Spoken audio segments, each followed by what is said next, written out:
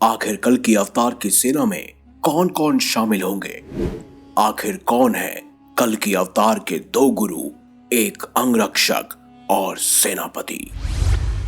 आप देख रहे हैं मिस्टीरियस हिंदू। तो चलिए अब करते हैं ज्ञान की बात। वीडियो में आगे बढ़ने से पहले हमारे चैनल को सब्सक्राइब अवश्य करें और बेल आइकन जरूर दबाएं। यदा यदा हि धर्मस्य ग्लानिर्भवति भारत अभ्युत्थानम धर्मस्य तदात्मानं सृजाम्यहम्। गीता के अध्याय 4 और श्लोक 7-8 में इसका वर्णन है, जहां भगवान श्री कृष्ण कहते हैं, जब जब धर्म की हानि होती है और अधर्म अपनी चरम सीमा पर होता है, तब तब वो धर्म की स्थापना के लिए अवतार लेते हैं। हमारे शास्त्रों और पुराणों में भगवान विष्णु के 10 अवतारों का उल्लेख मिलता है और श्रीमद् भगवत पुराण के 12वें स्कंद में लिखा है कि भगवान का कल की अवतार कलयुग के अंत और सतयुग के संधि काल में होगा। यह संधि काल 200 वर्षों का होता है।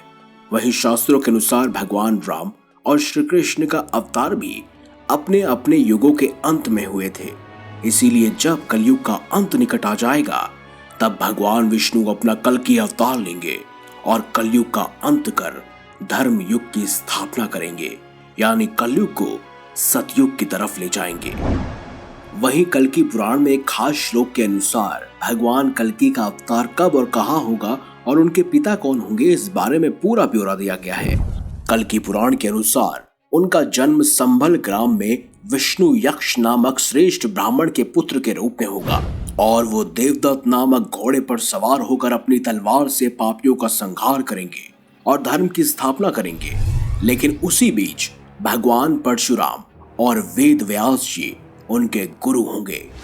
भगवान परशुराम जी भगवान विष्णु के ही छठे अवतार हैं और धर्म की स्थापना के लिए भगवान परशुराम जी ने सतयुग, त्रेता युग और द्वापर युग में अपना महत्वपूर्ण योगदान दिया था। कल्कि पुराण के अनुसार ये भगवान विष्णु के 10वें अवतार यानी कल्कि अवतार के गुरु होंगे और वो भगवान कल्कि को युद्ध की शिक्षा देंगे, जैसे उन्होंने भीष्म पितामह, द्रोणाचार्य और सूर्यपुत्र कर्ण को दी थी। वहीं महर्षि वेदव्यास जी, जिन्होंने ही चारों वेद, महाभारत और 18 पुराणों की रचना की।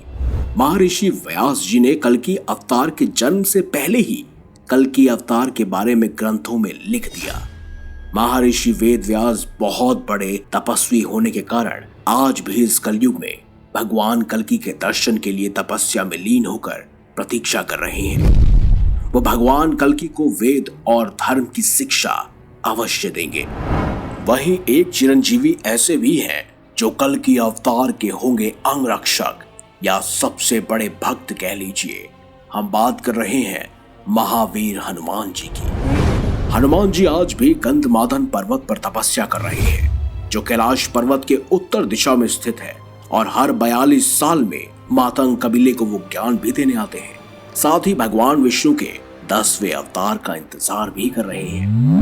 हनुमान जी भगवान राम के साथ भी थे, भगवान श्री कृष्ण के साथ भी थे और कलयुग में भगवान कल्कि के साथ भी रहेंगे, उनके अंगरक्षक बनकर। वहीं महाभारत काल में एक और ऐसे शख्स का वर्णन आता है जो भगवान श्री कृष्ण के द्वारा दिए गए श्राप के कारण आज भी जीवित है। हम बात कर रहे हैं अश्वत्थामा की, जिनकी मणि स्वयं भगवान श्री कृष्ण ने उनके मस्तक से निकाल ली थी।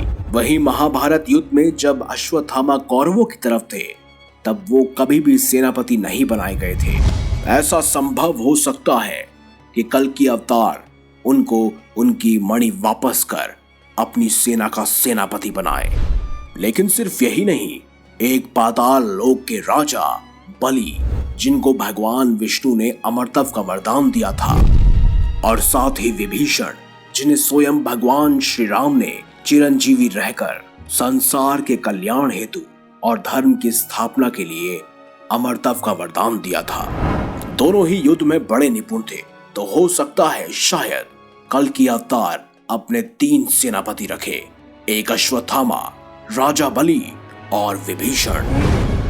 एक और ऐसे शख्स हैं जो युद्ध में बिल्कुल परशुराम जी के समक्ष बराबर ही हैं, वो है कृतवर्मा, जो कौरवों की ओर से युद्ध लड़े थे, लेकिन अपने पूरे बल से नहीं, वो आज भी इस धरती पर मौजूद है। ऐसे में आपके क्या विचार हैं? कमेंट बॉक्स में हमें जरूर लिखकर बताएं। आपके विचार सुनने के हम इच्छुक हैं। और अगर वीडियो अच्छी लगी है तो लाइक कीजिए, हमारे चैनल को सब्सक्राइब कीजिए और ज्यादा से ज्यादा शेयर भी कीजिए। मिलेंगे अगली बार एक नई खास वीडियो के साथ। तब तक के लिए देखते रहिए संपूर्ण ज्ञान का केंद्र बिंदु, मिस्टीरियस हिंदू।